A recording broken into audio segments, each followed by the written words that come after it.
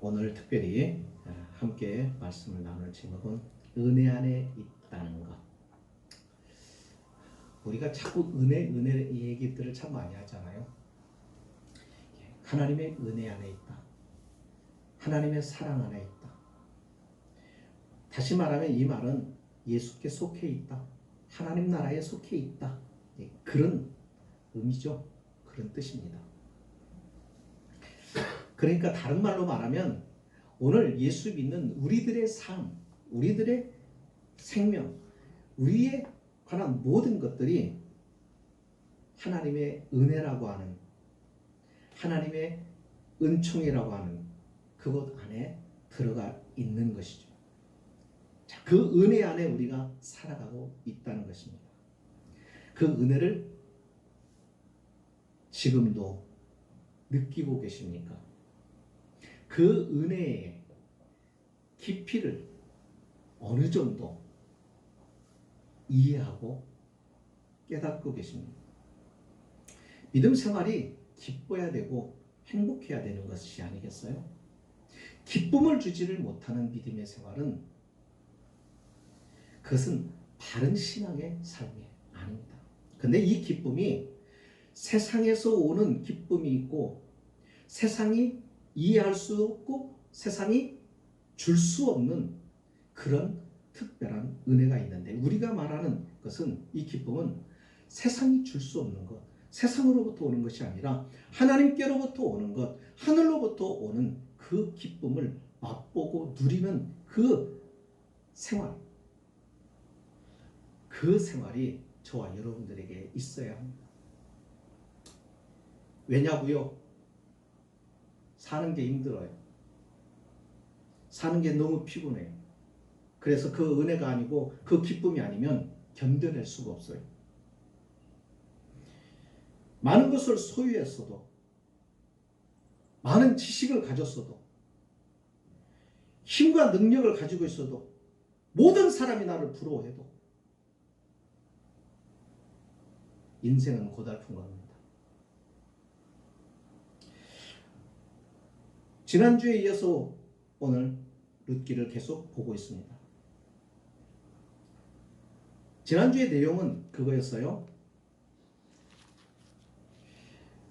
1장 1절로 보면 엘리멜렉이라고 하는 사람이 있었습니다. 그 엘리멜렉이 예루살렘 자신들이 살고 있는 그 땅에 흉년이 들어서 먹을 양식이 없다 보니까 너무 힘들어서 모압이라고 하는 이웃나라로 이민을 갑니다. 살기 위해서 이민 갔는데 거기서 모든 것을 다 잃어버립니다. 엘리멜렉이 죽습니다. 어린 두 아들을 그 아내인 나오미가 키우면서 그곳에서 장가를 보내서 두 며느리를 얻었습니다. 그런데 손주도 보기 전이었던 것 같아요. 두 아들이 다 이방 나라 땅에서 죽고 맙니다. 그러자 이제는 더 이상 그 땅에서 살아갈 기력이 없습니다. 문화도 다르고 풍토도 다르고 살려고 이곳에 왔는데 결국 모든 것을 다 잃어버립니다. 나오미는 마음이 곤고해져 버렸습니다. 지쳤습니다. 그래서 이제는 그래도 내가 돌아갈 곳은 하나님의 약속이 있는 땅, 내가 버리고 떠나왔던 그 땅, 그곳의 문화와 그곳에서의 신앙생활을 회복하겠다고 돌아가려고 합니다. 그때 두 자부가 같이 가겠다고 나섰죠. 하지만 나오미는 말려요. 왜냐하면 자신이 이민 와서 살아보니까 너무 외롭고 힘든 거예요. 그러니까 이 며느리를 또 힘들고 어려울 것 같으니까 따라오지 말라고 만류합니다.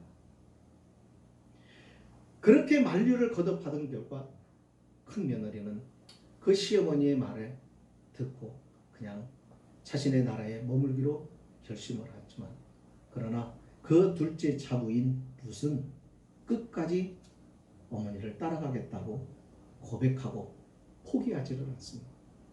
이것이 너무 완강해서 이제는 어쩔 수 없이 룻을 데리고 예루살렘으로 돌아갑니다.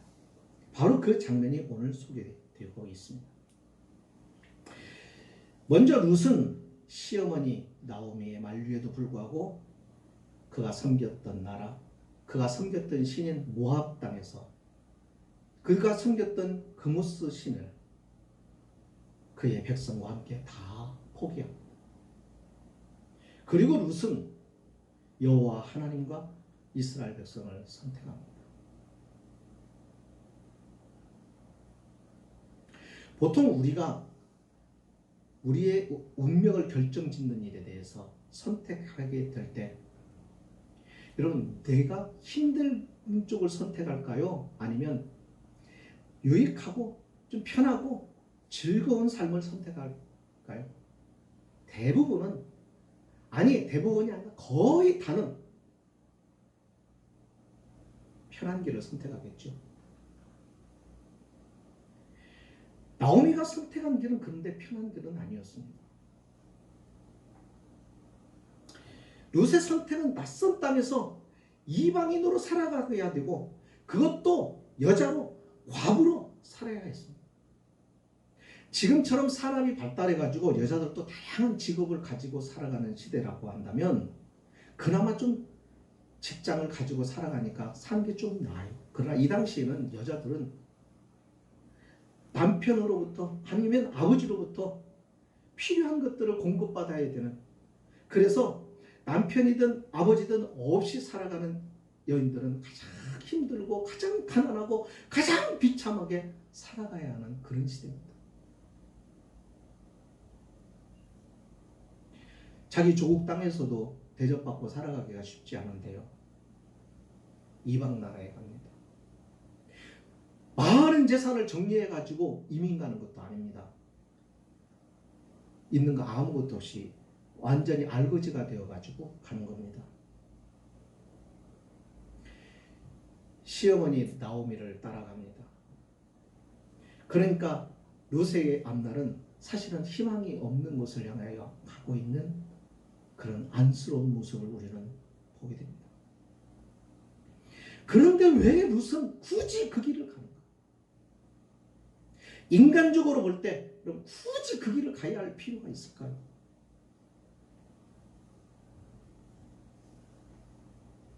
어떤 분이 그랬어요. 목사님 왜 굳이 개척을 했어요?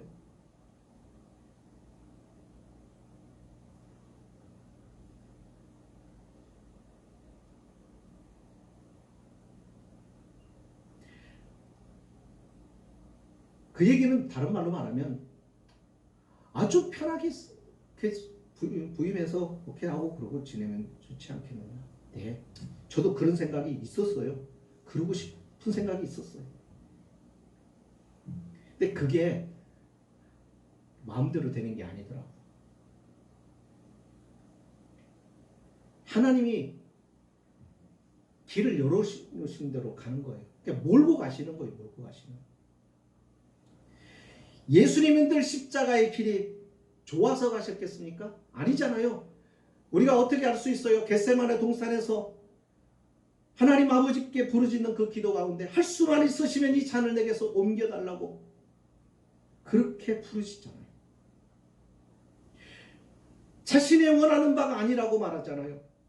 아버지의 뜻을 하기를 원한다고 그렇게 나중에는 주님도 하나님께 손을 듭니다. 그런 거죠. 은혜를 많이 받았으니 그 받은 은혜를 나누라는 것입니다. 가장 은혜를 많이 깨달은 사람이 그 은혜의 부유함을 나누고 싶은 것입니다. 룻은 시어머니 나오미의 사랑을 많이 받았던 것 같아요. 나오미의 신앙을 바라보면서 하나님이 어떠한 분이신가를 나오미를 통하여서 하나님을 배운 것 같아요. 그 관계가 얼마나 깊고 끈끈했던지 시어머니 홀로 가는 그 길에 그냥 가도록 내버려두고 싶지가 않았던 거예요. 너무 안쓰럽기도 하고 측은하기도 하고 자기가 곁에 서 있으면 뭔가 위로가 되지 않을까 싶은 마음. 한마디로 말하면 사랑 때문에. 사랑했기 때문에. 여러분, 사랑하면 그 다음엔 계산이 되지는 않습니다. 우리가 누군가를 사랑하든지 무엇인가를 사랑하게 되면 사람이 유치해질 뿐만 아니라 계산이 잘 서지를 않아요. 합리적이 되지를 못해요. 그러니까 다른 사람이 바라볼 때는 비합리적이에요.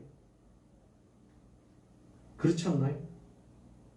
로미오와 줄리엣이 사랑이 참 애달프잖아. 이루어질 수 없는데 그 이루어질 수 없는 사랑을 살아가면서 그 아파하고 힘들어하잖아요.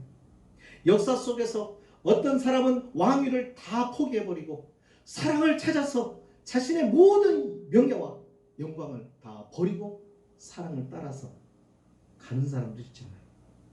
사랑은 그런 거. 하나님도 무슨 이득이 있다고 우리를 찾아와서 이 고난의 십자가를 진단 말이에요. 이득을 따지면 할 수 없는 겁니다. 하나님이 그렇게 하신 것은 사랑 같기 때문이죠. 그러니까 모든 것을 계산을 하면 안 돼요. 진정한 가치 있는 것은 가격의 액수가 아니라 사랑하기 때문에 다 내어주는 거예요. 오늘 우리가 살고 있는 이 시대를 보면요. 사랑한다고 하면서도 사랑하는 관계 속에서도 사랑한다고 고백하면서도 안에서는 손이 계산을 하며 살아갑니다.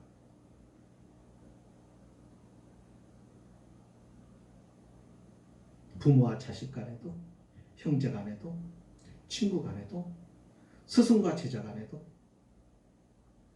사랑한다고 말하면서 자기 계산을 하고 자기 몫을 챙기고 자기 것을 유익을 얻으려고 그렇게 다가가는 경우가 얼마나 많은지 몰라요. 그와 같은 시대 속에서 오늘 루세의 모습은 참으로 낯설어요.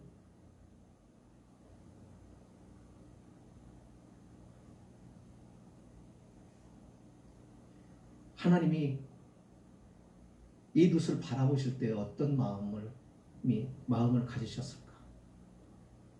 하나님이 룻을 이렇게 지그시 내려다 보시면서 하나님은 어떤 마음을 품으셨을까?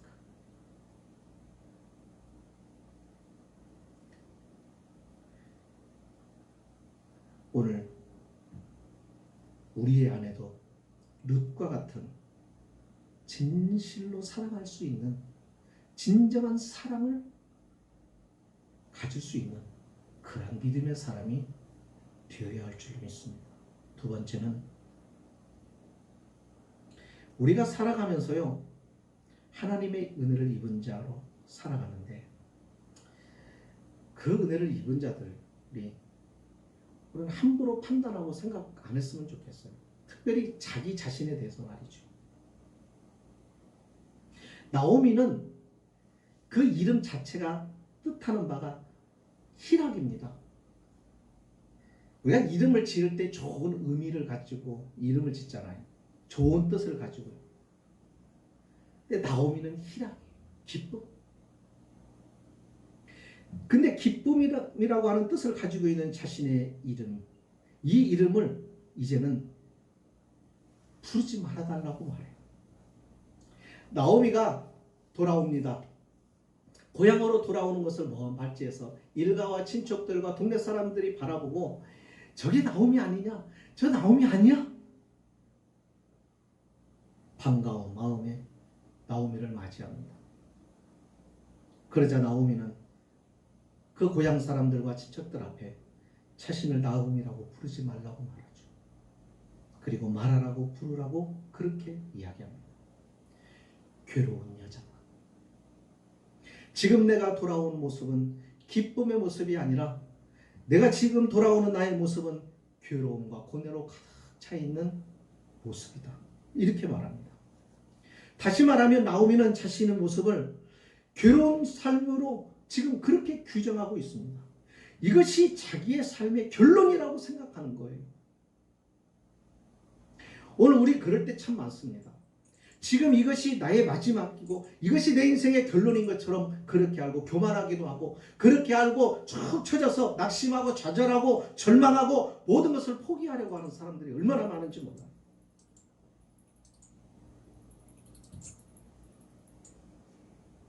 지금의 우리 형편이 결론이 아닙니다. 우리의 인생의 결론은 이 세상을 떠나게 될 때 죽음이.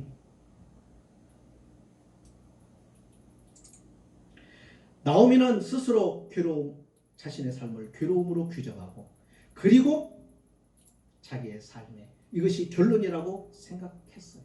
그래서 자신을 나오미라고 부르지 말고 마라라고 불러달라고 그렇게 말한 것입니다. 그러나 하나님은 달랐습니다. 하나님은 그녀를 다시 나오미로 회복시켜 주실 계획을 가지고 계셨던 거예요. 이게 룻기에 대한 이야기입니다. 룻기가 기록된 이유입니다. 하나님은 이 룻기를 통해서 우리에게 말씀하시고자 하시는 것입니다. 너의 인생에 지금 힘들고 어렵고 절망적인 상황이냐? 이것이 내 인생의 결론이 아니다.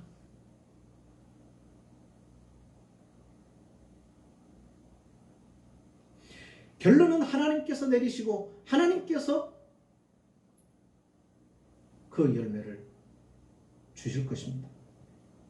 우리는 그것을 바라보고 그때까지 최선을 다하여 우리는 하나님을 바라보고 살아가야 하는 하늘에 속한 자여 은혜 안에 있는 사람들입니다. 하나님이 끝내지 않은 이야기를 우리가 섣불리 끝내려고 하면 안 되는 것입니다. 하나님이 내리지 않은 결론을 우리가 결론을 내려버리면 안 되는 겁니다. 위험한 일이요. 그것은 불신앙의 모습입니다. 나오미는 그렇게 자신의 인생을 결론을 내리려고 했어요. 그러나 하나님은 아닙니다. 나오미는 룻을 곁에 두고도 하나님이 자신을 비어 돌아오게 했다고 말했습니다. 한번 보실까요?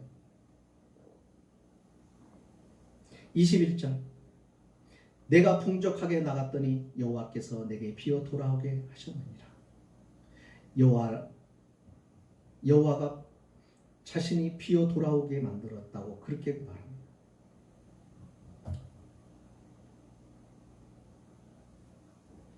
룻이 자기 곁에 있는데 자기와 함께 하겠다고 따라온 며느리 룻이 자기와 함께 있는데 나오미의 눈에는 룻이 보이지 않았습니다. 하나님이 자신의 모든 것들을 다 비워 빈손으로 돌아오게 했다고 그렇게만 말하는 거예요. 왜 나오미가 그렇게 말했을까? 생각해 보면은 나오미에게 룻은요 고마운 며느리임과 동시에 기억하고 싶지 않은 과거였던 거예요.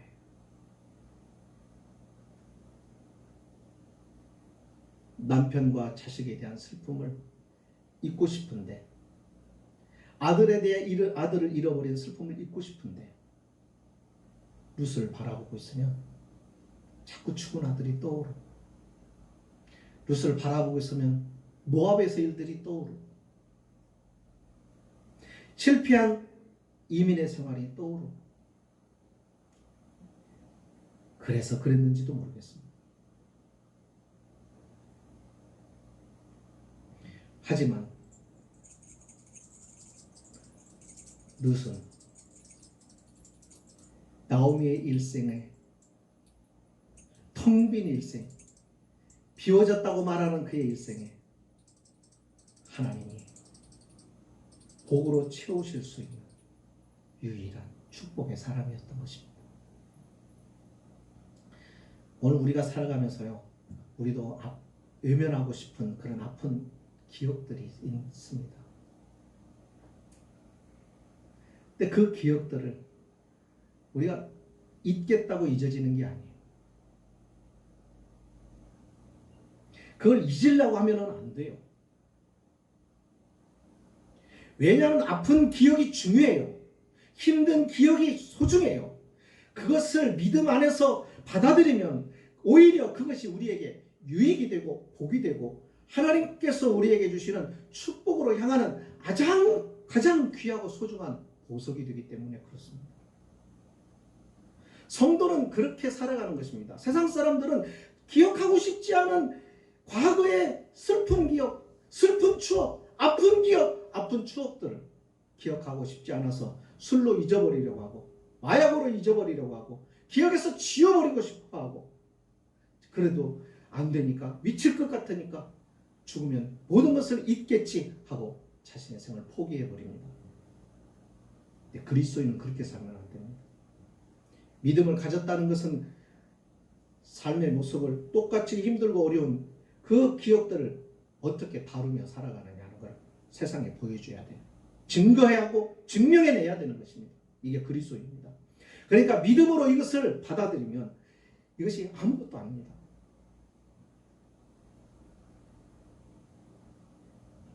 나오미가 예루살렘으로 돌아올 때가 언제였다고 말합니까? 마지막 절에 보리 추수 시작할 때. 자, 이게 굉장히 의미 있는 말이에요. 추수를 한다는 것은 누군가가 씨를 뿌렸기 때문에 추수가 있어요. 씨를 뿌리고 추수하기까지는 많은 수고와 노동이 들어가요. 힘겹고 어려운 시간들이 있어요. 그렇죠?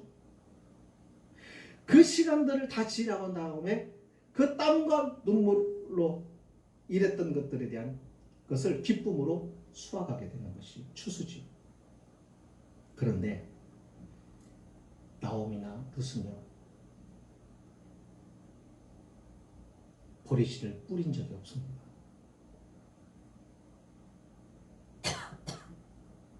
그가 고향으로 약속의 땅으로 하나님이 통치하시는 곳으로 그들이 돌아오니 그들은 돌아온 그때 바로 이 추수의 기쁨을 맛보기 시작합니다.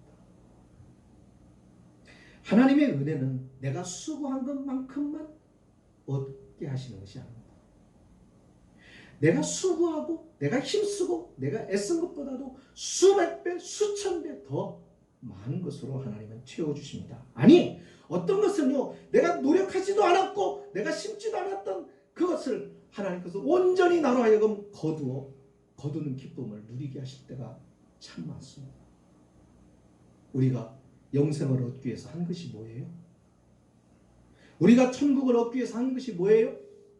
없습니다. 아무것도 없습니다. 하나님은 거저 주셨습니다.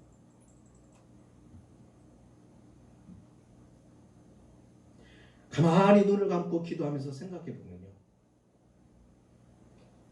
내 수고로 내가 이렇게 살아가는 게 아니에요.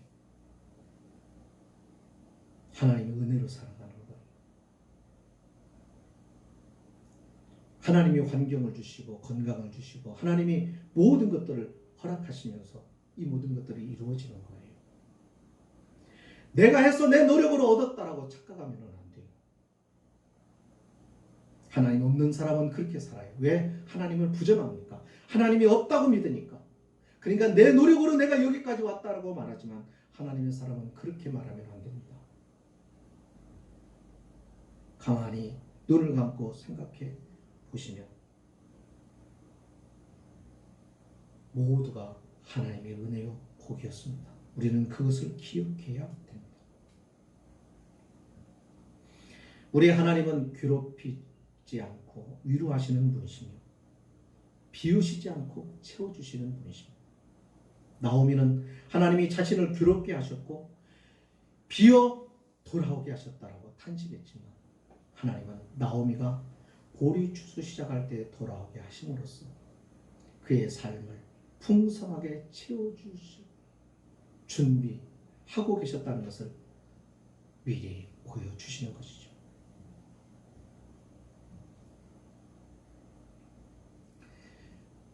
엘리멜렉의 가정이 모압으로 간 것은 지난주에도 말씀을 드렸지만 하나님의 약속의 땅, 이 약속의 땅에 이제 기근이 온 거예요. 그러니까 그 약속의 땅에 기근이 와도 여러분 어떻게 하고 있어야 되는 거예요? 그 땅에 있어야 되는 거잖아요.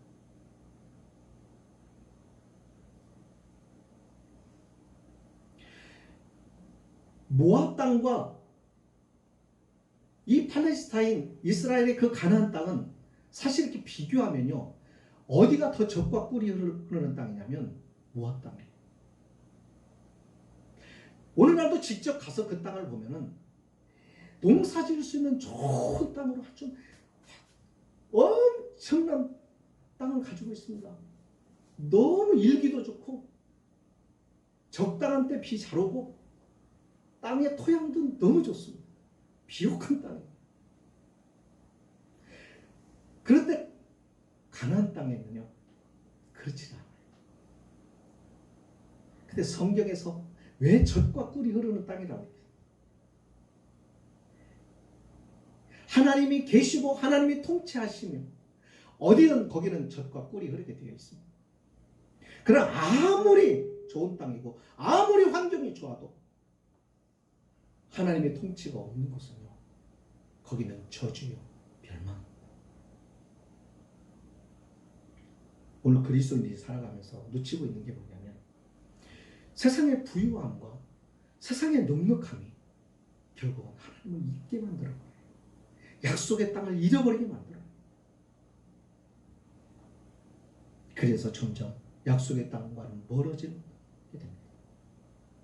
하나님과 멀어집니다. 말씀과 멀어집니다. 주님과 멀어집니다. 십자가와 멀어집니다. 그래서 세상 사람들이 보니까 똑같은 거죠. 교회는 다니는 것 같은데 나하고 똑같은 거죠.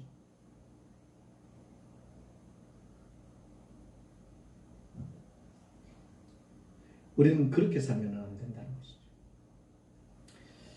여러분, 우리가 살아가면서 많은 어려움을 겪습니다. 살아가는 게 참 그래요.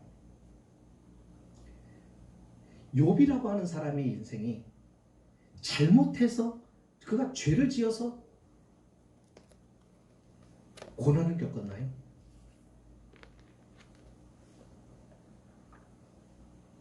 하나님은 욥기를 통해서 우리에게 무엇을 말씀하려고 한 걸까요? 쉽게 말하면 이겁니다. 우리는 오랜 시간 동안 이게 뭐예요? 우리의 교육을 그렇게 받았어요. 인과 응보로 모든 것을 해석하게 그렇게 배웠어요. 그렇죠? 선하게 살면 복을 받고 악하게 살면 벌을 받고. 그러니까 누가 힘들고 어렵고 누가 고난에 빠지고 그러면은 누가 병들면은 우리는 대뜸 어떻게 생각합니까? 전 뭐 잘못한 거 아닐까? 믿음을 가지고 있는 우리들 하나님 앞에 죄진 거 아닐까? 그러잖아요. 근데 그렇다고 한다면 욥은 어떠냐 말이에요. 당대 의인이라고 그랬고 하나님도 인정했잖아요. 그런데 왜 욥의 인생은 그렇구나? 하나님은 욥을 통해서 우리에게 가르쳐 주시고자 하는 내용이 그거예요. 너희가 생각하고 있는 이 생각대로 모든 것들이 되어지는 것이 아니다. 내가 의롭게 살아도 고난이 온다. 내가 하나님 말씀대로 살아도 힘든 시기가 온다. 내가 믿음의 길을 걸어가도 피곤한 삶을 살아야 할 때가 온다. 그겁니다. 왜 그렇게 하시는 거예요? 하나님은 원칙과 법칙 안에 머물러 계시는 분이 아니라 그것을 만드시고 창조하신 원칙과 룰 밖에 계시는 분이시다는 것. 신앙은 내가 잘못했으면 고난이 오는 것이 아니라 내가 잘하고 믿음 생활 잘하고 하나님 앞에 바로 서는데도 힘들고 어려운 과정들이 있게 되는데 그 상황에서도 우리는 때로는 처음에는 그렇습니다. 하나님 왜 하필이면 이건 다입니까? 왜 내가 하나님 앞에 뭘 잘못했습니까? 우리가 이렇게 따져요.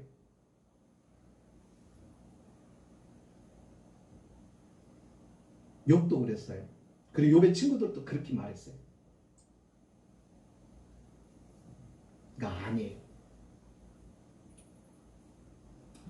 여러분, 저와 여러분에게 하나님은 은혜를 베풀어 주셨고, 은혜를 베풀어 주셨다는 말은요, 진짜 은혜 중에 은혜가 뭔지 아세요? 자유입니다. 자유라는 것은 그거예요. 종으로 우리를 부르시지 않았다는 거예요. 자유인 아들과 딸, 자녀로 부르셨다는 거예요. 종은 주인에게 매여요. 아들은 매이는 게 아니에요. 그죠?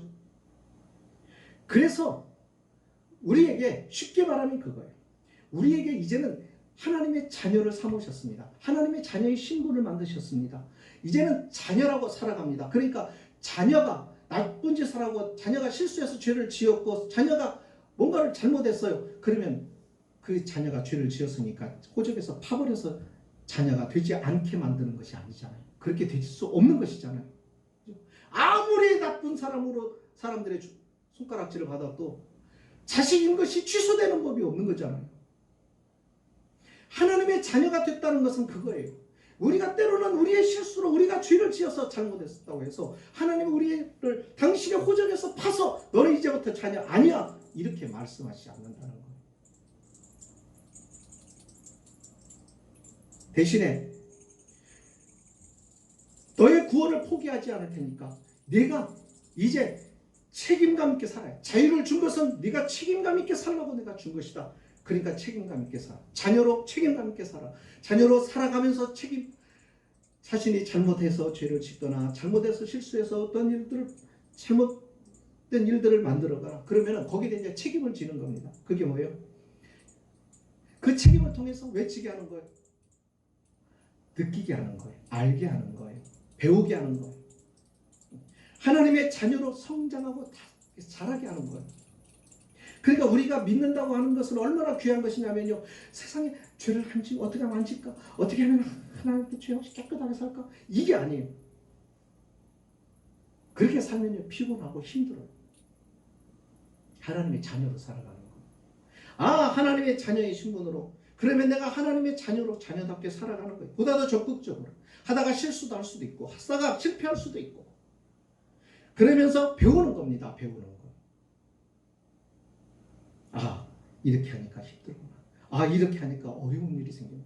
이렇게 하니까 하나님께서 이렇게 막으시는구나. 징계하시는구나. 이런 것들을 배워가면서. 그래서 믿음이 더 풍성하게, 하나님을 더 온전하게, 지식으로 아는 하나님이 아니라 내 삶에서 구체적으로 이 삶의 자유를 통해서 훈련하고 배우게 하시는 하나님을 터득하고 그러는 거예요. 그러니까 여기서도 엘리멜렉이 자기 가족들 데리고 자신은 살 길을 찾아갔어요.